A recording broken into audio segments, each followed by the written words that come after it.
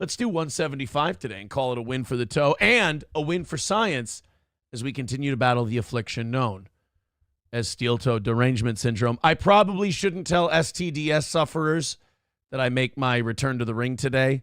Back to sparring. It is okay. I did get contacted yesterday. My phone call is coming up, so the license should be, at the very least on a temporary basis, reinstated very soon. However, it might not matter. From what I'm hearing from Scott and others, it might not matter because I don't know if my opponent's going to be ready.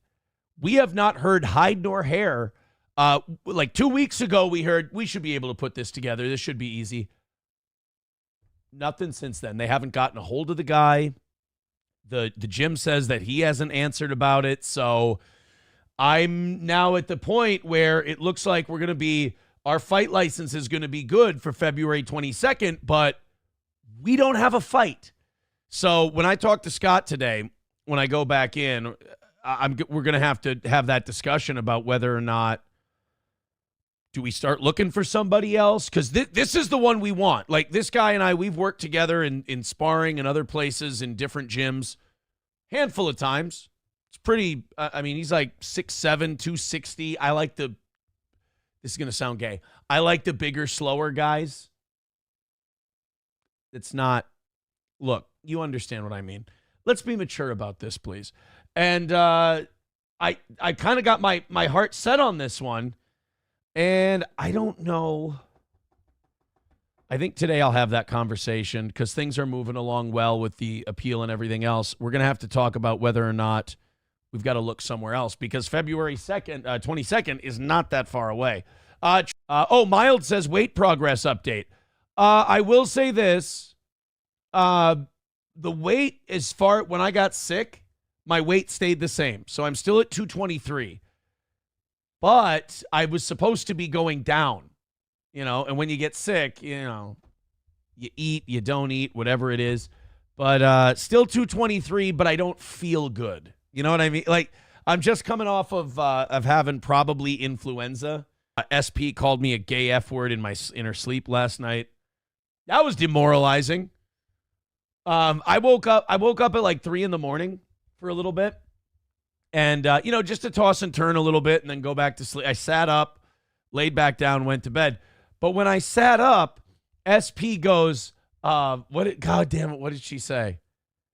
And, honey, if you're listening, just turn it off. You never said this. Don't worry. Just don't worry about it. She said something like, it was something like, go home. I'm like, what? I'm like, what the hell, bro? Let's get into our regularly scheduled programming. You think I'm going to let SP get a nice show ready for us today? And I'm not going to jump into it. I have to. She's in charge. If I don't do the show that SP told me to do, she's going to get very upset with me, and I have to sleep in the cage again. Again, we're just testing people for STDS. We want people to be healthy. Aaron believes in polygamy. First of all, it doesn't fit the rhyme scheme of the song, dick. Second of all, not even once. Well, once, but I mean, from now on, not even. What terrible idea, especially with drug addicts. Polygamy with drug addicts, probably even way worse. But that's the only kind I've ever done. Cokeheads, to be specific. Polygamy with cokeheads. Should be a sitcom, really. Oh, my goodness, this JS guy with $4.99. Ladies and gentlemen, we have it in front of us. Would you like to see? We've got JS in a cage right now, like a little lab rat. We're going to show you a great example of steel-toe derangement syndrome. Getting up early in the morning to watch a show and convincing yourself that you don't love it. Here's JS. Guys, this is steel-toe derangement syndrome, bordering on full-blown Aaron Imholt derangement syndrome. Says, why do you think your haters watch you? First of all, they're not haters.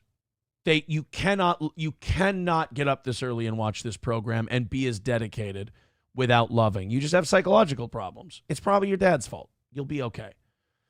Keep lying to yourself.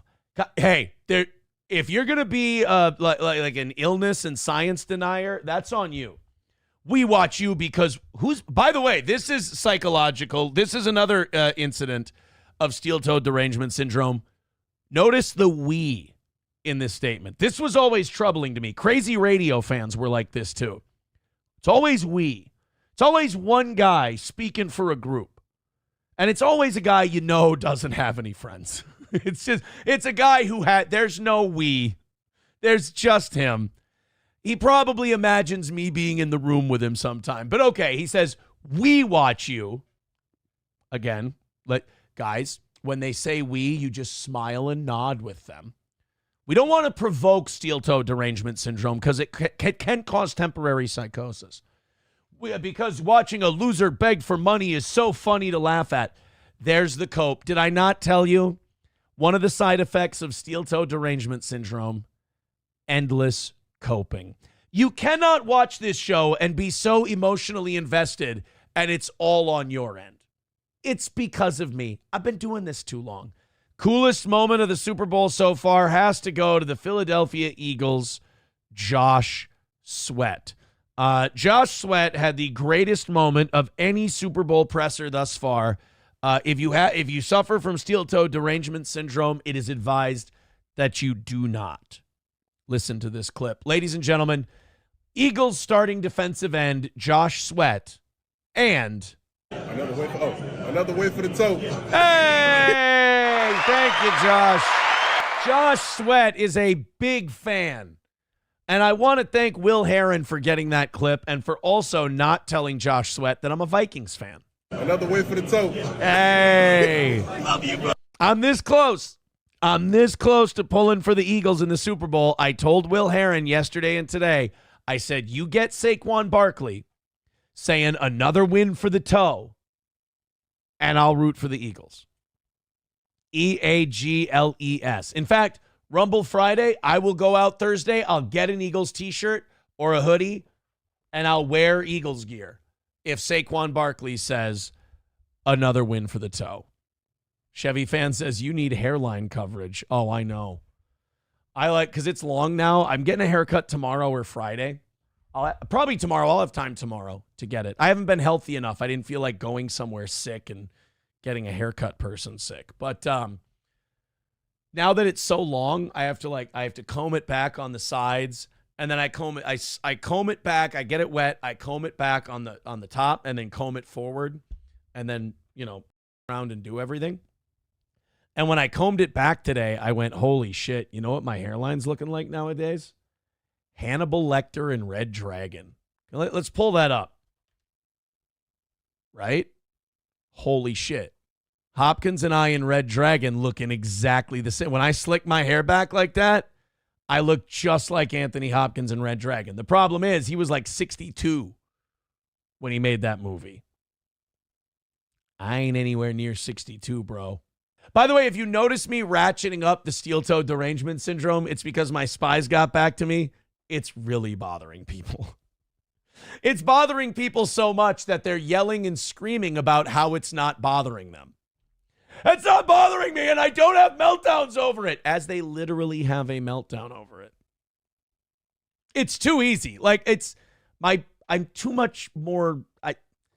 The intelligence level of me compared to them and their leadership is just